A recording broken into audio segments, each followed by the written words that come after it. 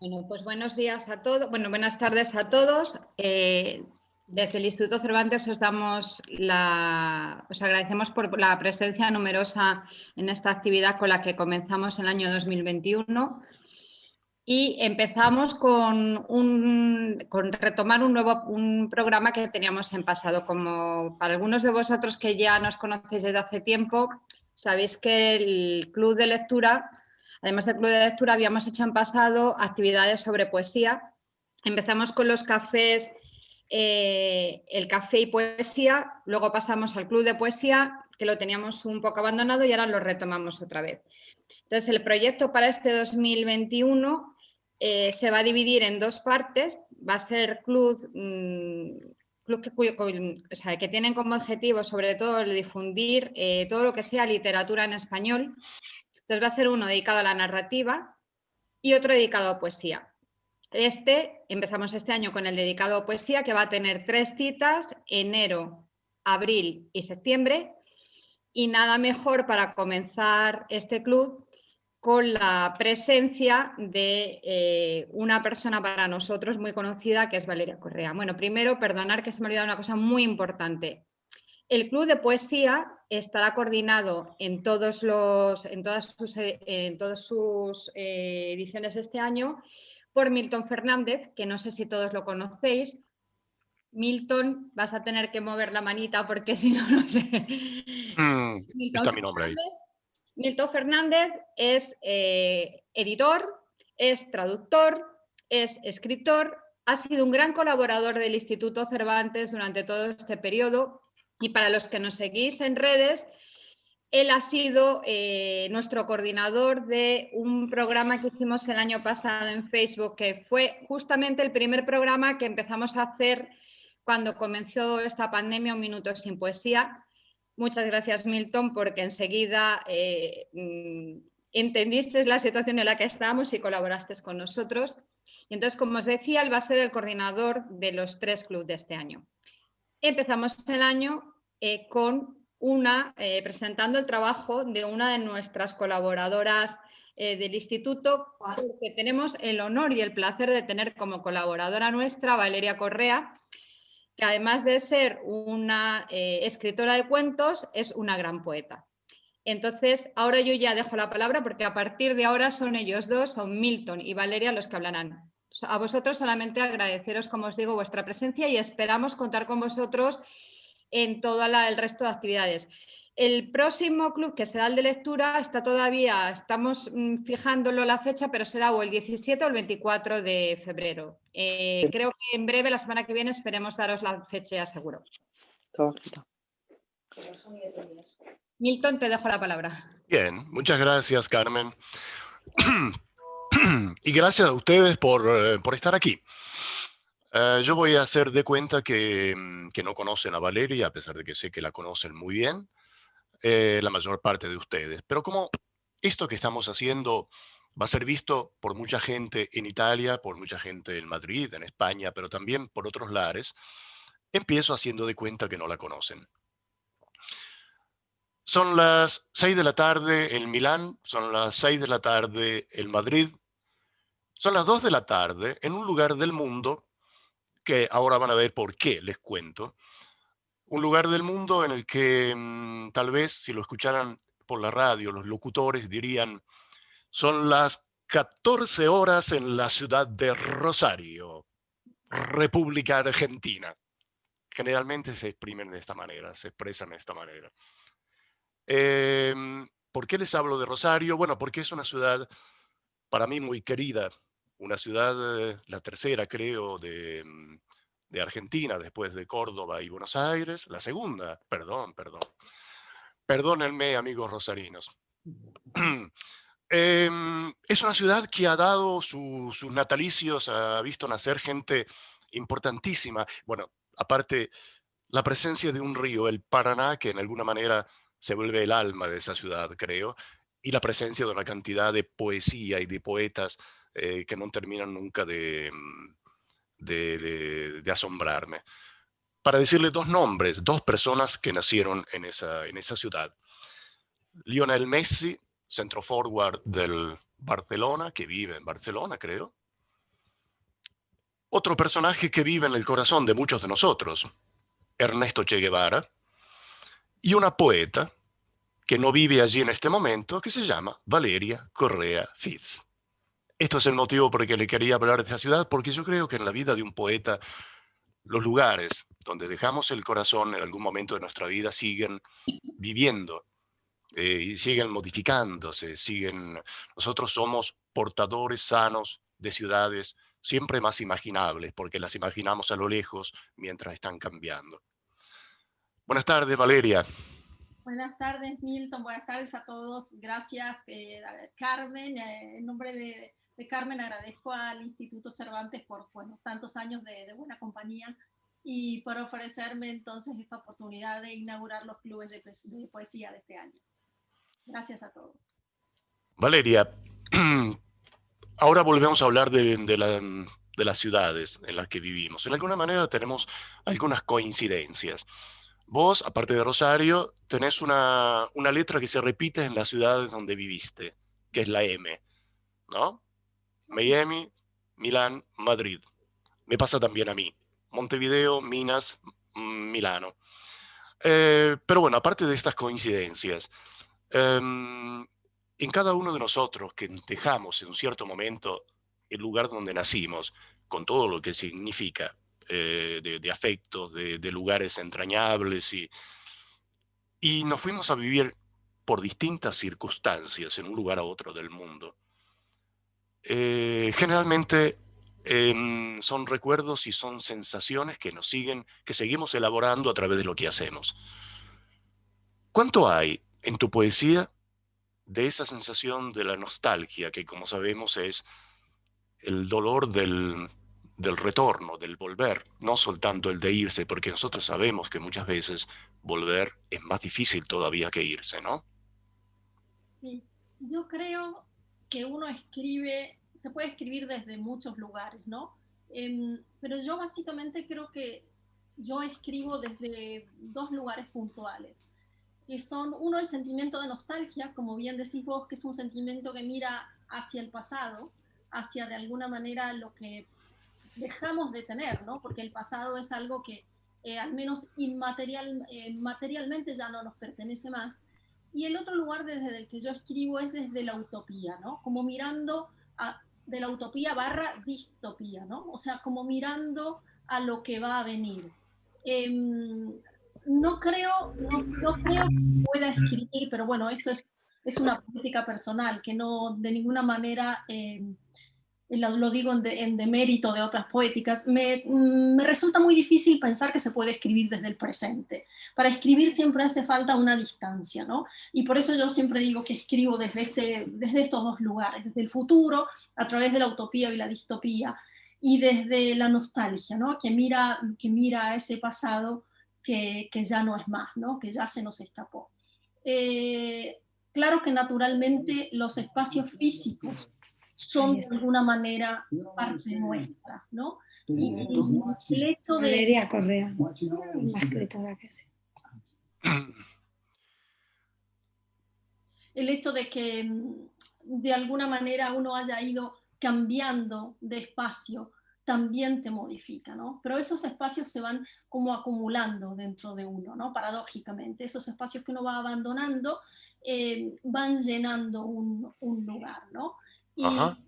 Y de alguna manera yo creo que ese sentimiento de exilio, aunque yo sé que la palabra exilio quizás es una palabra muy fuerte porque se suele reservar para los exiliados políticos, pero bueno, ese lugar de exilio es el lugar de cualquier escritor. De alguna manera, aunque un escritor no se haya movido de su ciudad natal, siempre está escribiendo desde un lugar que siente que no pertenece, ¿no? Eso creo que es un poco en general. Creo que toda la gente que escribe desde una incomodidad o desde una no pertenencia, ¿no? Y bueno, y eso trasciende el hecho de que uno como persona haya vivido en distintos sitios y haya pertenecido a distintas fronteras. Bien. Eso tiene que ver, creo, y me gustaría charlarlo contigo, con algo que decía Borges, por ejemplo, cuando le preguntaban por qué se escribe poco sobre la felicidad. Generalmente escribimos, el poeta, el escritor escribe sobre lo que le falta. La nostalgia es hija o madre de todas nuestras faltas, ¿no? Y él decía, porque la felicidad basta a sí misma. Es las ausencias las que nos llevan a hacer escribir, porque esas necesitan de nosotros, ¿no? Sí, es así, pero además yo creo que la felicidad de alguna manera no tiene historia, ¿no? No en vano si pensamos en el Génesis, más allá de del libro religioso, sino de un libro que de alguna manera nuclea la esencia de cierta parte de la civilización, ¿no? O al menos de cierta parte de la civilización occidental. Si pensamos en el Génesis, la historia del mundo comienza con la expulsión del paraíso. O sea, en el paraíso no hay historia, en la felicidad, en la perfección, o sea, se alcanza un límite, digamos, y eso casi no puede ser escrito. Uno se inscribe y se escribe en la historia a través quizás más de la derrota que de las victorias, ¿no? Pero bueno, esto es como siempre digo, ¿no? O sea, esto es parte de las respuestas que uno da, pertenecen a su poética y a su modo de sentir, no pretendo de ninguna manera que constituyan una verdad universal. Claro, claro, sí, sí. Justamente, hablando de eso, quería preguntarte sobre el título de tu libro, Museo de Pérdidas, que es casi un oxímoron, es como un contraste, ¿no? Tal vez lo sea, Ventu. Quería saber, que me lo confirmaras, porque el museo generalmente habla de conservación, conservación de memoria, conservación de historia, conservación de arte, de cultura, pero en algo que resume y conserva. Y aquí es una conservación de pérdida, de ausencia, ¿no? Que parece el contrario. En esta aparente contradicción, digamos, ¿por qué? ¿Por qué lo nombraste así? Tal vez Bueno, se me lo había respuesto ya, pero... no, de alguna manera yo creo que lo único permanente lo instaura la poesía, ¿no? La poesía entendida como el arte en general, ¿no? O como la letra, o como la palabra. Todo lo demás, digamos, de alguna manera cae en la obsolescencia, se pierde, se destruye, se muere, ¿no?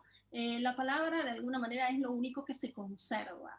Y por eso digo que lo único permanente está instaurado a través de la poesía.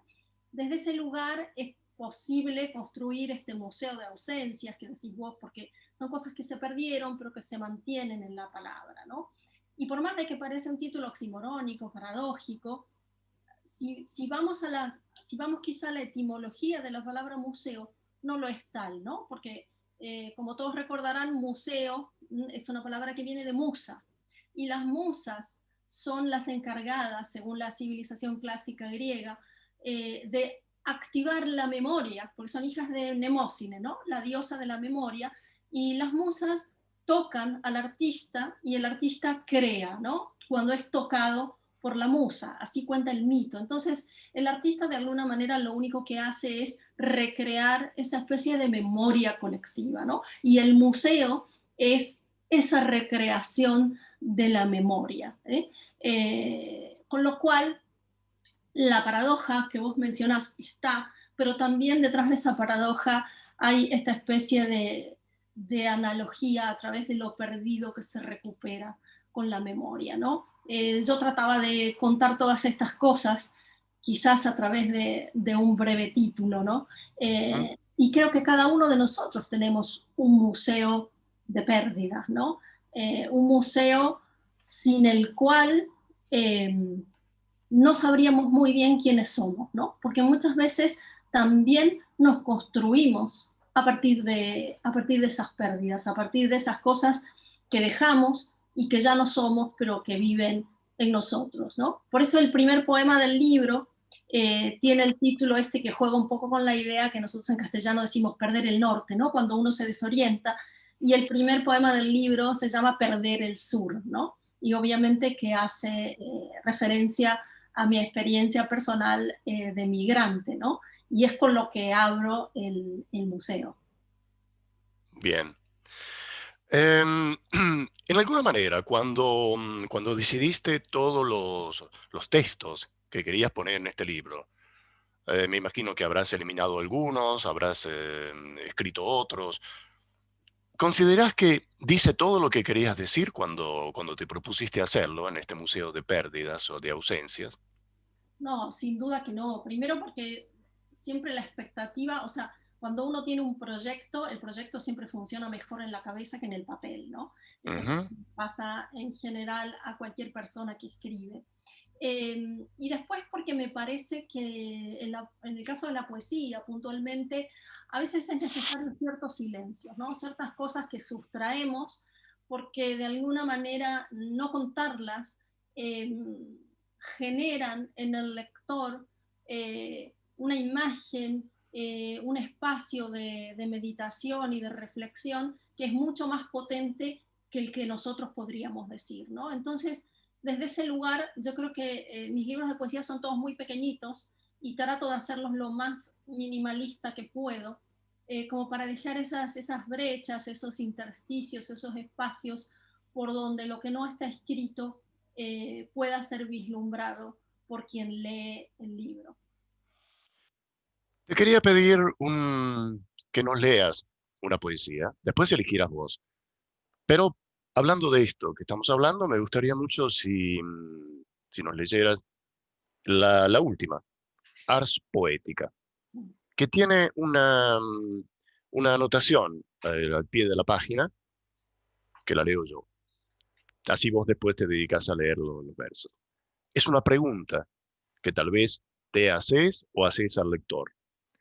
¿Es la letra el pasadizo entre lo invisible y lo visible? Sí. De Ars alguna Poética. manera, de alguna manera quería expresar esta circularidad, ¿no? Para un poco lo que les contaba en el título, ¿no? De que lo único permanente lo instaura la palabra, ¿no? Pero eso que es mi convicción no tiene que ser la de ustedes, y por eso la nota a pie de página está escrita en forma de pregunta, ¿no? Acerca de si la letra es ese pasadizo entre lo visible y lo invisible. Ars Poética. Escribo, trabajo sucio contra el olvido, acerca de lo real devastado. Canto la endecha, extraña danza de un mundo perdido o que agoniza. Y todo vuelve a ser real cuando lo nombro. Me lo quitarán todo, menos el misterio.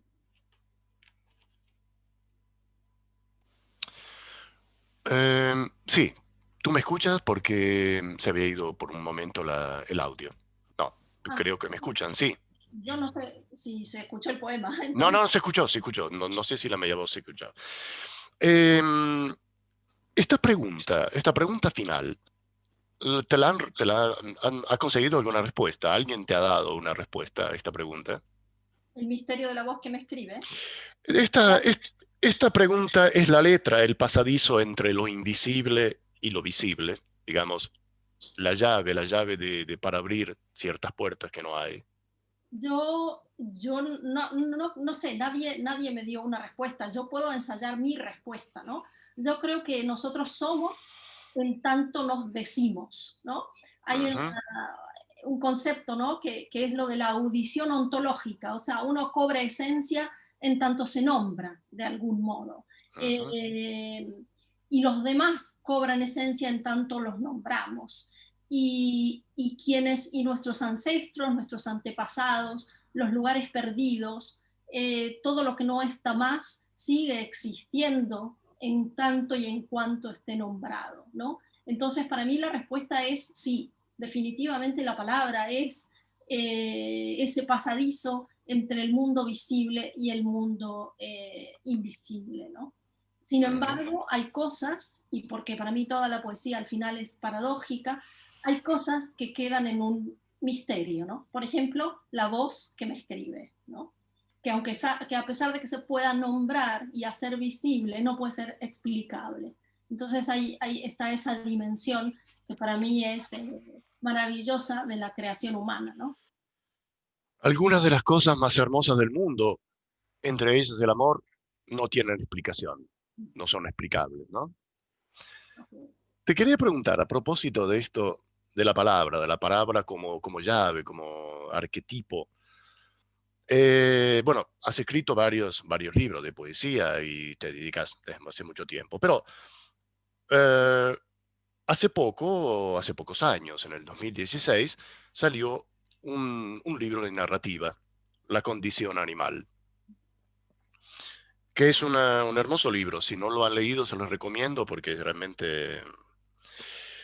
en la contratapa hay una pregunta que no sé quién la hace, pero dice, ¿qué es lo que nos hace diferentes como especie?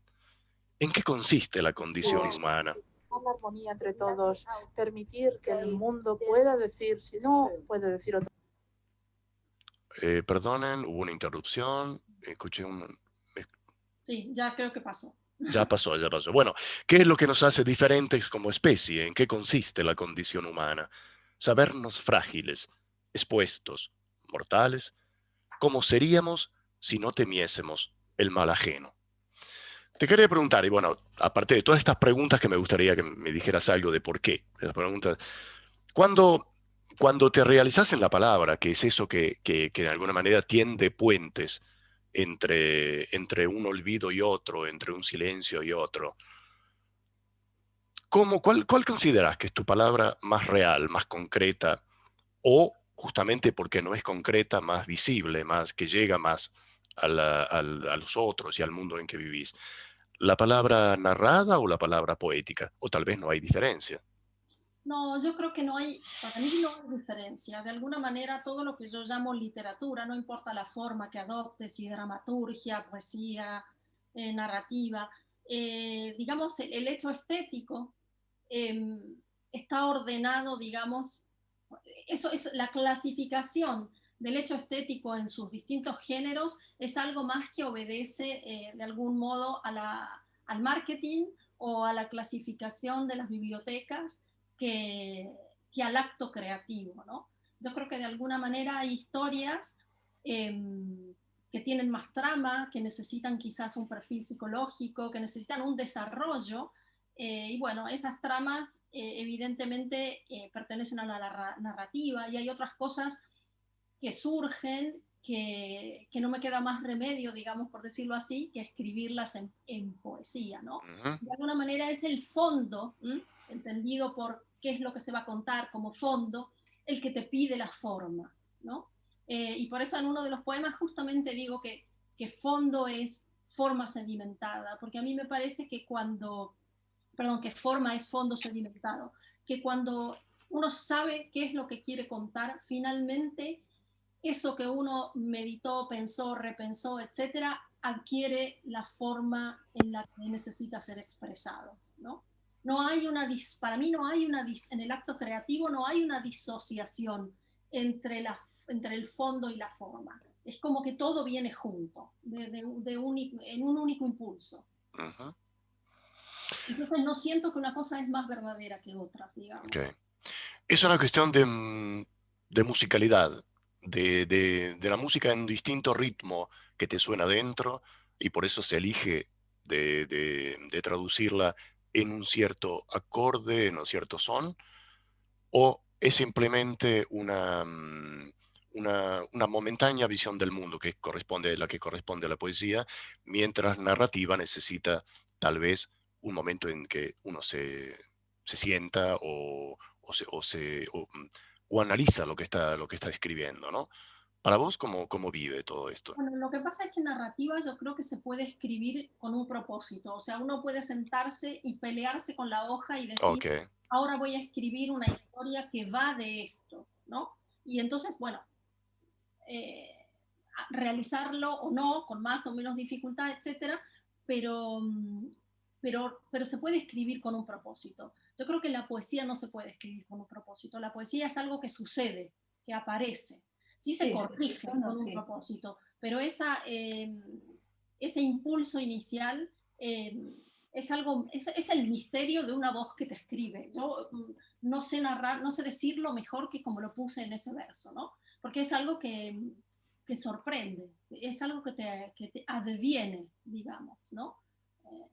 Entonces, no es no existe. No es controlable, es algo que pasa a través de ti. Tú sos un instrumento de esa, en alguna medida, ¿no? Parece algo místico, pero es así. Sí, lo sé, lo sé. Lo sé. Suena siempre a místico, pero yo estoy siempre más convencido de esto.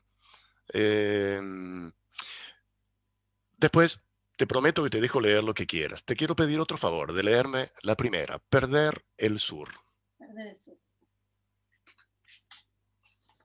Perder el Sur tiene un epígrafe de la poeta Elizabeth Bishop que dice: perdí 2 ciudades, 2 hermosas ciudades, y aún más, algunos reinos que tenía, 2 ríos, un continente. Los extraño, pero no fue un desastre. Y el poema dice así: Perder el Sur. Cada exilio es el anuncio de un nuevo invierno. Vuelo al norte, pulmón del cansancio, planetaria rotación y abril de tinieblas prematuras. Cada exilio es un modo de encontrarme en la pérdida y descubrirme en la ausencia, con un tierno temblor del cuerpo. Para pensar el árbol, rama baja, rama alta de su tierno entendimiento, para pensar el nido y las raíces desde el puro desgarro del ala.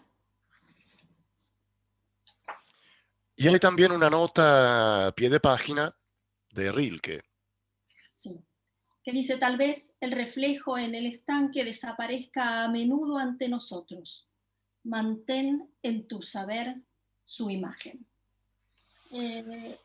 Todo el poemario está jugando con la misma idea, ¿no? De aquello que perdemos, si se conserva, cómo se conserva, si en forma de imagen, cómo se hace visible esta imagen, cómo pasa del campo de lo invisible a lo visible a través de la palabra, qué es la palabra sino memoria. O sea, hay un gran juego, digamos, dentro del poemario, una especie de estribillo, vamos a decirlo así, donde regresa esta idea de museo de pérdidas. Bien. Me gustaría que eligieras vos ahora lo que...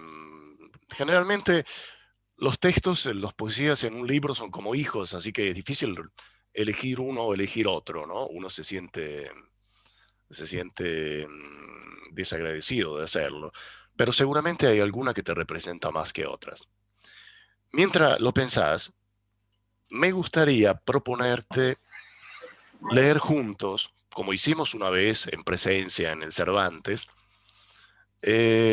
Plegaria Salvaje. ¿Qué te parece? Venga, leamos ¿Sí? Plegaria Salvaje, ¿sí? Si la tienes ahí y me recuerdas qué página. Aquí la tengo. Bien. Página 33. Sí, perfecto. ¿Comienzas tú? Venga. Ven a mí, no te encierres ni me des tregua. No, no permitas que duerma. O sueñe. Desespérame. No seas sonrisa, pan ni guante. Sé un ángel y una bestia enfurecidos, fauces, saliva, plumas. Que cada dolor y sacrificio en mi carne Seas tú, tajo, sangre y cicatriz. que vuelves.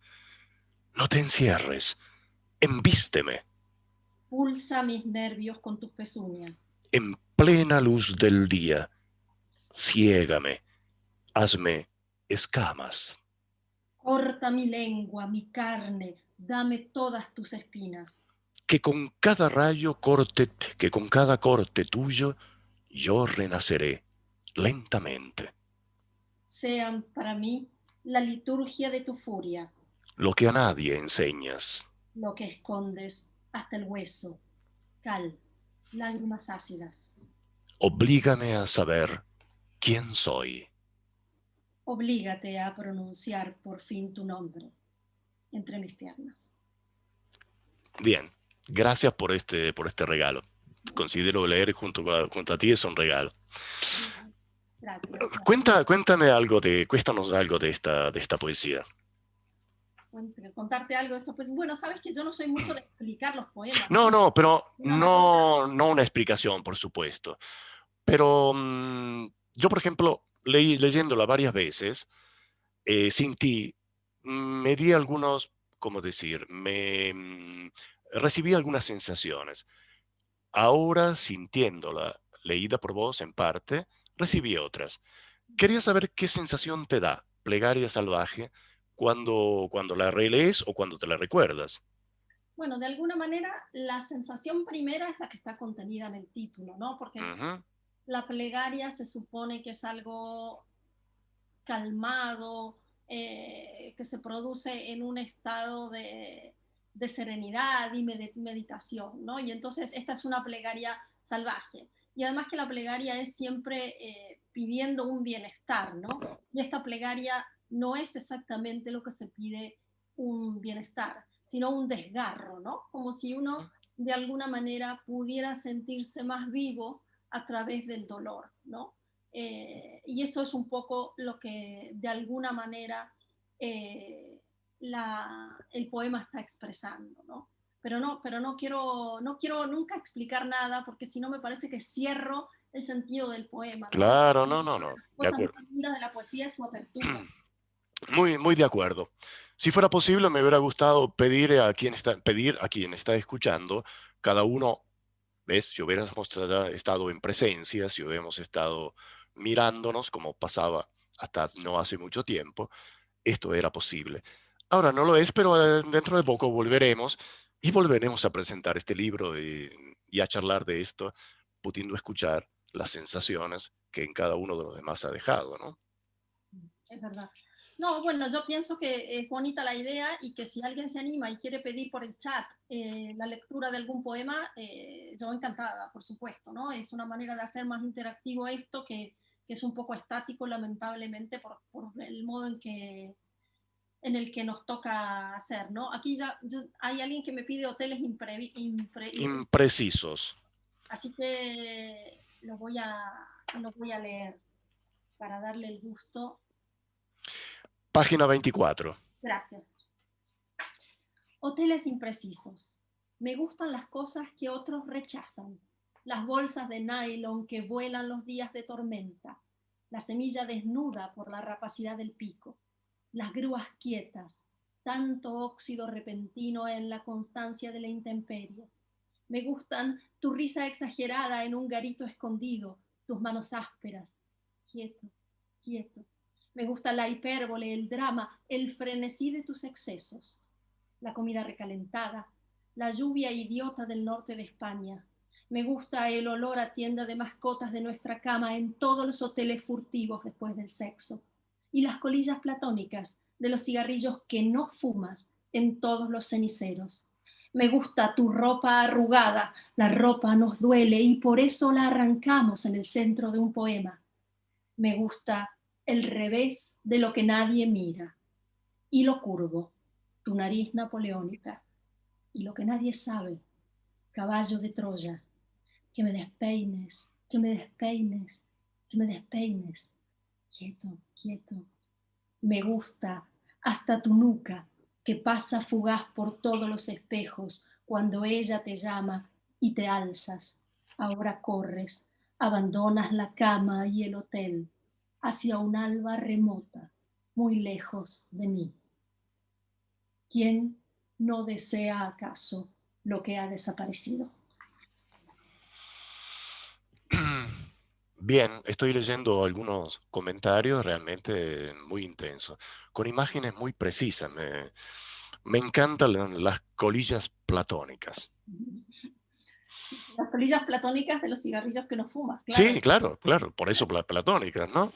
Y, y bueno, de alguna manera la última frase de la poesía resume el título del libro.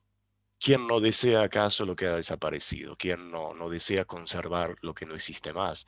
Lo lo que se perdió, ¿no? De alguna manera. De alguna manera yo creo que lo peor que nos puede pasar es que se cumplan nuestros deseos.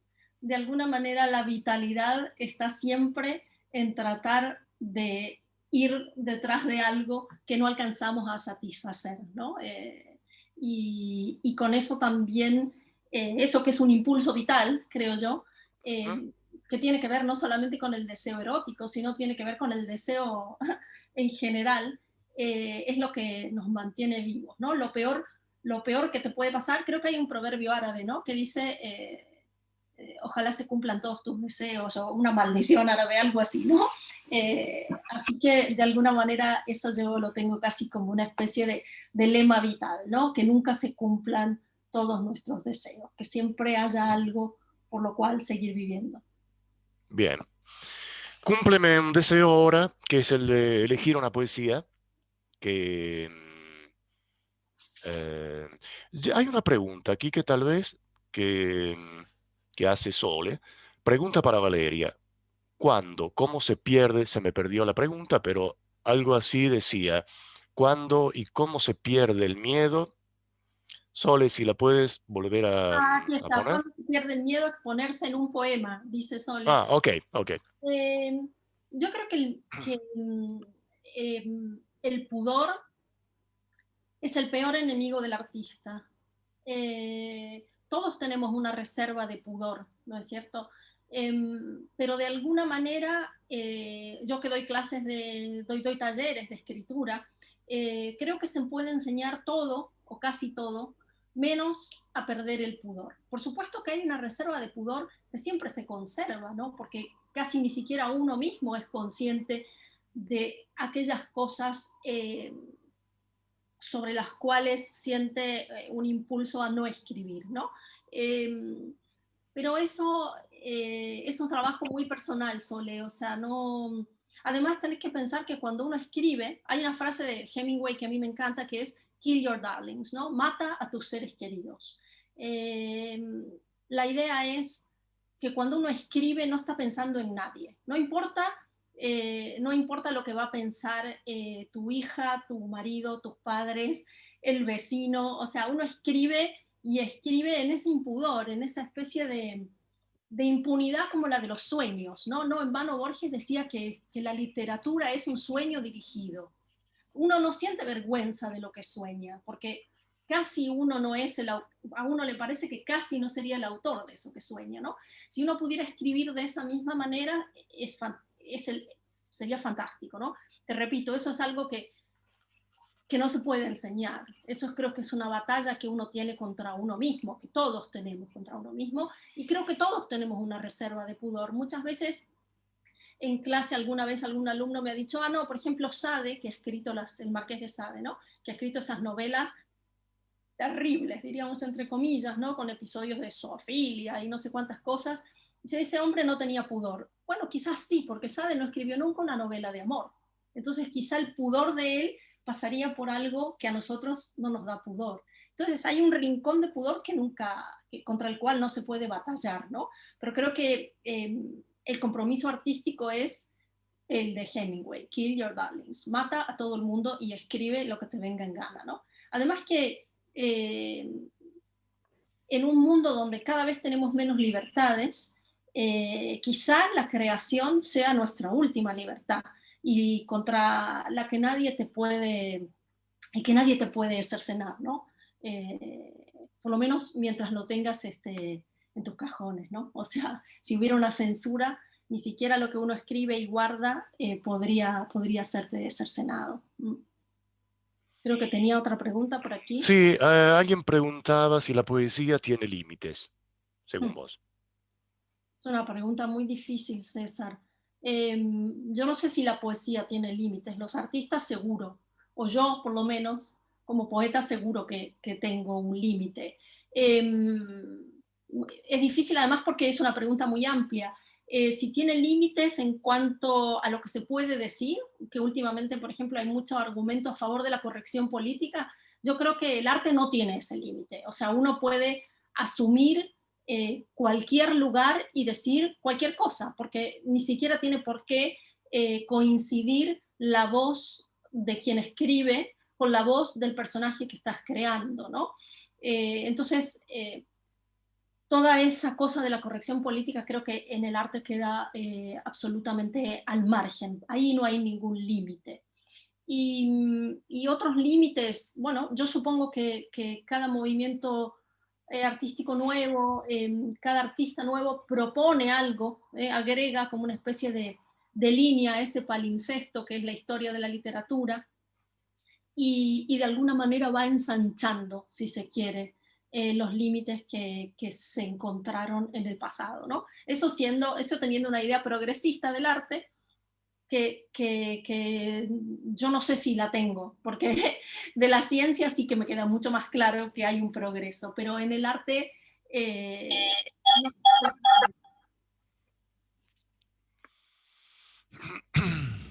Azul me pide que lea Cocaine, el poema. Cocaine, espera. Página 51. Gracias, Milton.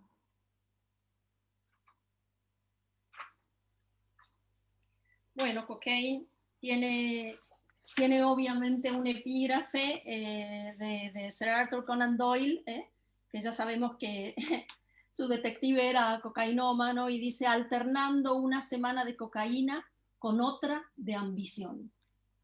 Y dice así: la cortas, te veo, la abres sobre la mesa, es salina y toda para ti, halcón albino. Son 4 hileras de arena blanca, son los caminos para que rapaz caiga la nariz en picada. La aspiras y se abren las 4 puertas del mundo, se oye la gritería dorada de los goznes rotos de par en par. El látigo blanco con fuerza osa tus músculos endurecidos.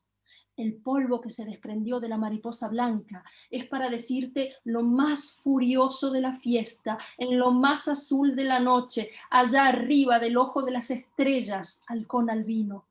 Y así el ritual todas las putas noches de neón, hasta que se apaga tu sol con las cenizas, se apaga el pabilo, se consumen los tentáculos de cera y caes, halcón albino, las plumas sosegadas en mi abrazo, ya sin horizonte, ya sin fuerzas, hurtadas por la sal tan blanca. Bien, tal vez lleguen preguntas sobre esto o tal vez no. Acaba de llegar alguien, acaba de llegarte una pregunta. Tal vez la veas ahí. A propósito de lo que has dicho en tu respuesta anterior, ¿qué crees que aportas tú a la poesía? Hermosísimo libro, gracias. Bueno, no lo sé. Gracias por el elogio. No sé qué aporto yo, de verdad, francamente. Es muy difícil verse a uno mismo. Estas son las preguntas que atentan contra el pudor de los poetas, ¿no? Claro, ahí tocaron mi límite de pudor, podemos Claro. decir, ¿no? Tengo otra pregunta de Franz que me dice: cuando usted lee poesía, ¿lo hace en voz alta? Sí, claro. ¿Por qué los poemas son tan distintos cuando se leen en voz alta? Yo todo lo que escribo lo leo en voz alta, porque de alguna manera me interesa saber. Por supuesto que las inflexiones y todo eso, cada uno tiene las propias, ¿no? Pero a mí sí me interesa saber cómo suena lo que yo escribo, cómo suena rítmicamente y cómo suena desde el punto de vista de las repeticiones, de las aliteraciones, de todo lo que se puede conseguir con la palabra, ¿no? Entonces, para mí, la lectura en voz alta es muy importante. Incluso yo a veces hago una lectura performática, ¿no? Porque cuando estoy leyendo, por ahí repito algo, ¿no? Porque cuando uno lee en silencio en su casa, si pierde el hilo de lo que se va diciendo, puede volver hacia atrás. Cuando se lee en voz alta, a veces se necesita enfatizar alguna idea que estaba perdida para que el oyente pueda seguir el sentido, porque no hay posibilidad, ¿no?, en la performance en vivo de volver atrás. Pero para mí lo más importante de la literatura es la oralidad, ¿no? Por eso a mí me gustan mucho los clubes, porque hay una oportunidad de intercambio y de leer frases y de comentar cosas, ¿no? La imprenta es un accidente, es un accidente favorable para muchas cosas, pero creo que lo literario se beneficia enormemente, ¿no?, de la oralidad. Bien, ahora yo te pediría que eligieras vos una poesía particularmente querida por vos, o tal vez detestada, no sé, a veces pasa, ¿no? Bueno, Pero elegida por vos. sí. Voy a leer el poema Érase una vez Argentina, y voy a decir brevemente a qué refiere para quienes no estén tan familiarizados con la historia del país. El poema lleva una fecha, un momento que lo busco porque si no me pierdo. ¿Sí? El poema lleva la fecha de 1973, 1976, 1983, que hace referencia al periodo de las dictaduras militares en Argentina, ¿no? Y allí, bueno, hubo un episodio, lamentablemente creo que mundialmente conocido, que son los vuelos de la muerte, que fue un método de hacer desaparecer a la gente, ¿no? O sea, los detenidos ilegales por la dictadura militar eran subidos a aviones, drogados, y se los tiraba dormidos, pero vivos, al río, al mar, etcétera, ¿no? Entonces, tomando un poco la voz de esos ahogados, y en memoria de tanta gente injustamente desaparecida, es que escribí este poema. Érase una vez Argentina, 1976-1983. Es un jardín cuando las estatuas están rotas. De la fuente que hila lenta el agua emerge el primero. Lleva restos de espuma en la boca, la piel enhebrada de cicatrices. Uno a uno emergen los cuerpos empapados, la carne expoliada por la tortura y el agua. Yo, que había venido aquí a rendirme como un animal sin lengua, tengo que contarlos. Escribo. Son miles los ahogados. Saquean el jardín, cortan el perfume de las flores de plástico, ahogan la simiente sin sombra. Con la furia de Herodes, decapitan las tortugas de agua, quiebran el pico de los mirlos a pila y los despluman. Danzan, danzan, sus cabelleras flamean verticales como si el pelo les ondeara aún en el río. Son la pústula y el esparadrapo. Los ahogados soplan una música de costras. Su canto aja las camas de los que duermen. Los insomnes recogen magnolias salvajes bajo el mercurio de la luna hasta que amanece. Y yo me pregunto, ¿es un jardín cuando las abejas sin flores zumban el nombre eléctrico de los asesinos? Bueno. Bien, yo creo que la poesía está compuesta siempre, cuando la poesía es verdadera como la tuya, de silencios, el silencio antes de empezar y el silencio este que se crea en el momento en que terminas, que casi es un pecado romper, ¿no? Veo que muchos están escribiendo, contundente, desgarrador, y es difícil empezar después a volver a hablar. Desgarrador, dice Fiorenza. Y es cierto, porque además eh, es como decir, revivir cosas que, bueno, nosotros vivimos muy de cerca, pero que el mundo vivió muy de cerca, ¿no? Y hacer florecer de nuevo todo esto sobre la piel es realmente un trabajo, como decir, desgarrador, como dijo alguien, para el poeta y para quien lo escuche. Bueno, de alguna manera yo creo que también es trabajo del arte mantener la memoria viva de las injusticias, ¿no? Ujú. Y de los que ya no están. Y eso, bueno, uno no lo elige como un trabajo, ¿no? O sea, es algo que surge, y me parecía que en un museo de pérdidas, siendo yo argentina, una de las enormes pérdidas y deudas que nosotros tenemos históricas es a partir de ese mal llamado proceso de reorganización nacional. Así que, bueno. No es un caso que en todas estas dictaduras o cada vez que en el mundo hubo una, una dictadura, que fuera militar o que fuera de otro tipo, las nuestras eran cívico-militares, los primeros a ser echados del país fueron los poetas, Sí, los más peligrosos, justamente porque tiene que ver con eso de la palabra libre, sobre la falta de límite de la palabra y la capacidad de llegar. Alguien te preguntaba algo ahora, hay una pregunta ahí que no llegué a leer completamente. Remedios me dice, ¿prefieres los trabajos a resultas de la experiencia o aquellos que surgen de la inspiración?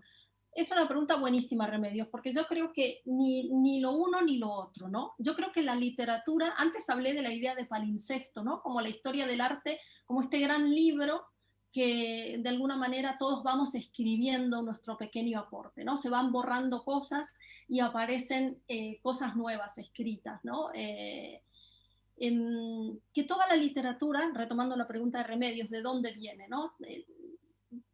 Toda la literatura viene de la literatura. O sea, sin haber leído, sin haber escuchado historias, etcétera, no podemos escribir. Pero a la vez son nuestras vivencias las que de alguna manera atraviesan esas lecturas, esas cosas que escuchamos, y son dos vertientes, ¿no? Dos vertientes que confluyen en una única cosa, en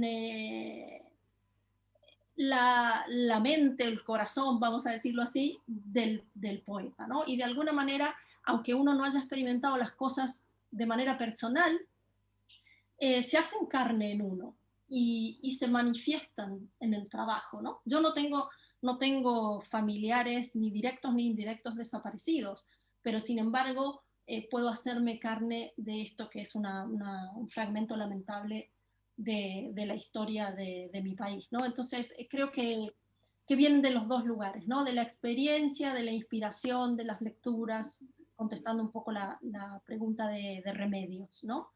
Yo, para salir un poco de este tema un poco nefasto, en el que lamentablemente nos caímos, pero bueno, necesario, quiero leer un poema porque este libro está dedicado a mis padres, y entonces en la dedicatoria dice a mis padres de quienes aprendí la resistencia íntima, ¿no? Y queda así un poco críptico, ¿qué será la resistencia íntima, ¿no? Pero yo escribí un poema para explicar, por lo menos para mí, qué es la resistencia íntima, eso que me enseñaron mis padres y que de alguna manera es lo que, una especie de lección vital que ayuda a vivir. Y dice así: la resistencia íntima. Tu córnea se hace cáscara debajo de los párpados dormidos, para que tu mirada no se avenga a las fricciones de la luz.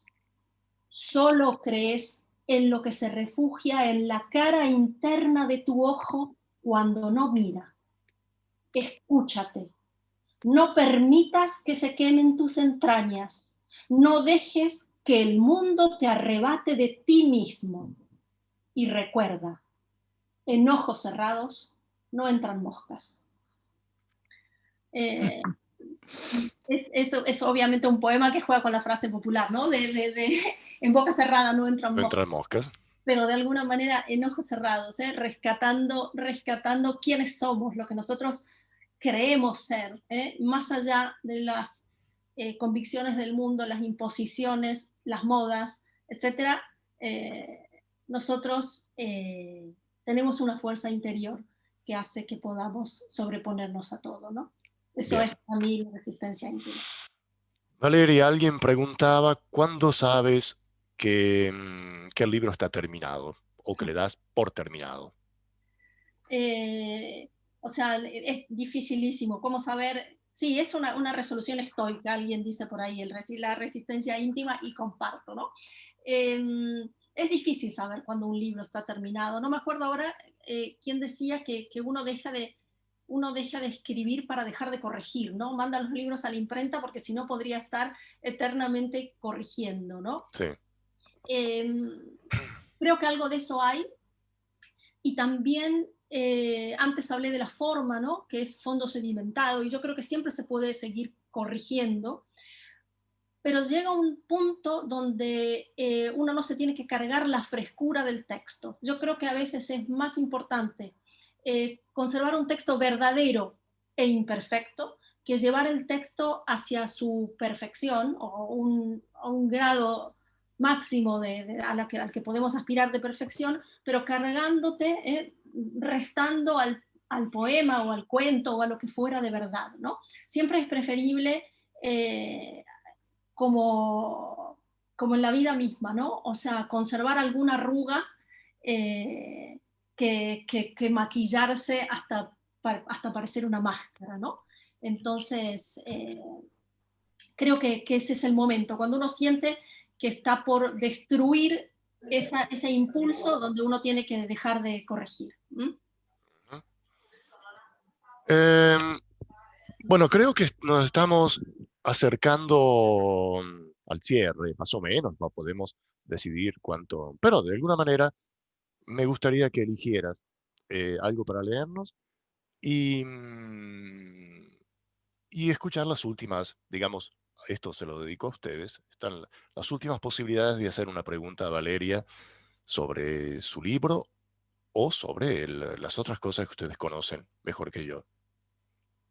Yo quiero leer un poema que cuando lo escribí no tenía idea de que iba a venir el confinamiento, ni la separación esta que el virus nos ha impuesto con tanta firmeza, ¿no? Y que se llama Punto de Fuga, y que yo creo que es un poema en un sentido esperanzador, ¿no?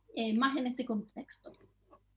Vistas desde el suelo, las palmeras están plantadas a unos 5 metros de distancia las unas de las otras, en la arena oscilante.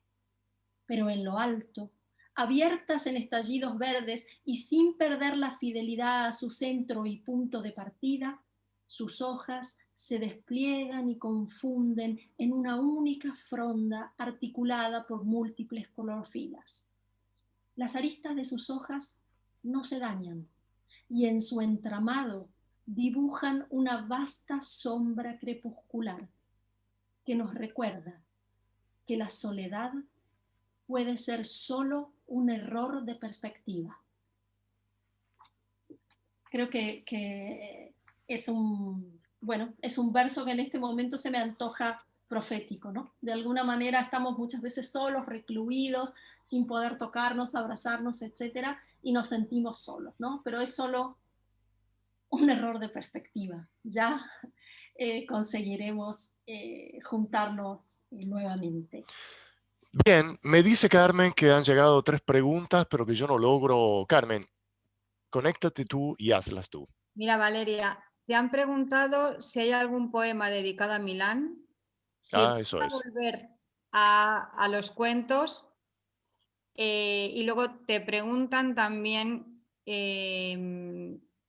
por qué, quisiera saber por qué has elegido el uso del tú y qué sucede con esa elección. Bien, voy con la última pregunta primero, que me parece muy interesante. ¿Sabes qué me pasó? Que yo en la narrativa sigo escribiendo con el vos.